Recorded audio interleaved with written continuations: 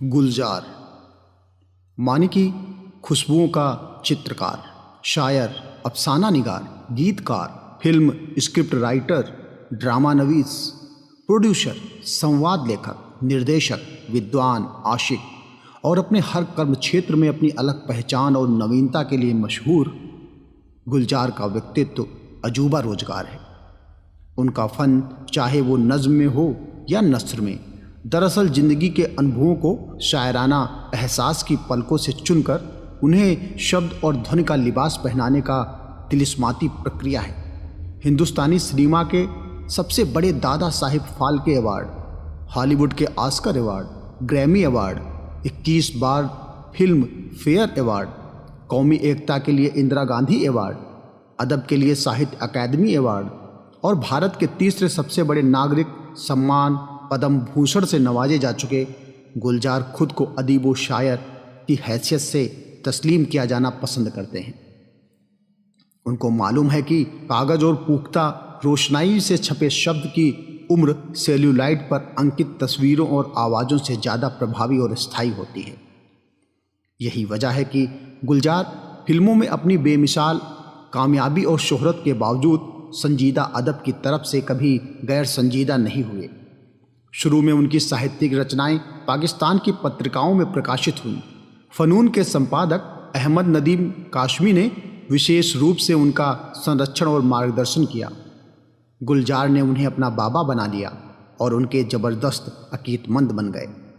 गुलजार की शायरी की एक अहम विशेषता बकौल कासमी लफ्ज़ और मिसरे के प्रभाववादी अवधारणा को कुशलता और दक्षता से अशआर में उजागर करना है।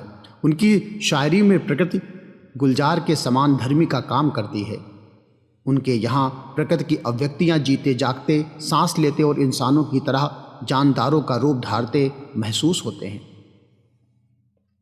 गुलजार, जिनका असल नाम संपूर्ण सिंह कालरा है, 18 अगस्त 1934 को अविभाजित हिंदुस्तान के जिला झेलम के गांव देना में पैदा हुए।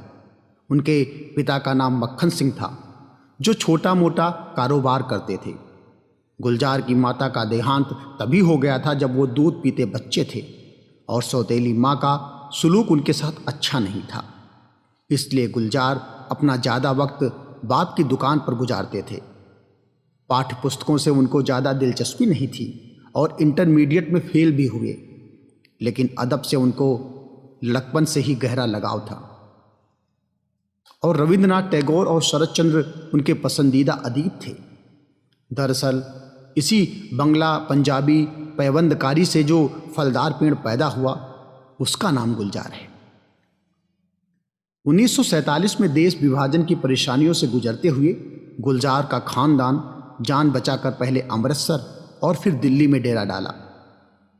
दिल्ली में ये लोग सब्जी मंडी के इलाके में रहते थे। गुलजार की शिक्षा का खर्च मक्खन सिंह बर्दाश्त करने में असमर्थ थे, इसलिए बेटे को एक पेट्रोल पंप पर मुलाजमत करनी पड़ी। फिर कुछ दिन बाद तकदीर उनको बम्बई खींच ले गई। दिल्ली हो या बम्बई, गुलजार को शायर बनने की धुन थी और यही उनकी असल मोहब्बत थी। बम्बई आकर गुलजार ने अदबी हलकों में असर रसूख बढ़ाया, जो प्रगतिशील लेखक संघ की सभाओं में पाबंदी से शरीक होते। इस तरह इन्होंने कई अदीबों से ताल्लुकात पैदा कर लिए थे, जिनमें एक शैलेंद्र भी थे, जो उस वक्त जाने माने फिल्मी गीतकार थे। 1960 के प्रथम दशक में मशहूर फिल्म निर्माता बिमल रॉय बंदनी बना रहे थे, जिसके म्यूजिक डायरेक्टर प्रसिद्ध संगीतकार SD बर्मन जी थे और गीतकार शैलेंद्र थे। इत्तेफाक से किसी बात पर बर्मन जी की शैलेंद्र से अनबन हो गई और शैलेंद्र रूठ कर उनसे अलग हो गए, लेकिन फिल्म से उनका भावनात्मक लगाव था। उन्होंने गुलजार से कहा कि वो इस फिल्म के लिए गीत लिखने के लिए बिमल राय से मिले। बिमल राय ने आरंभिक संकोच के बाद सिचुएशन समझा और एक गाना लिखने का काम गुलजार को सौंप दिया। गुलजार ने इस तरह अपना पहला गाना मोरा गोरा अंग लई ले मुहि श्याम रंग दई दे लिखा, जो SD बर्मन और बिमल राय को बहुत पसंद आया और बाद में खासा मशहूर भी हुआ। ये इस फिल्म में गुलजार का इकलौता गाना था, क्योंकि बाद में शैलेंद्र और SD बर्मन की सुलह सफाई हो गई थी। बिमल राय को बहरहाल ये बात अच्छी नहीं लगी कि एक होनहार नौजवान एक मोटर गैराज में काम करे।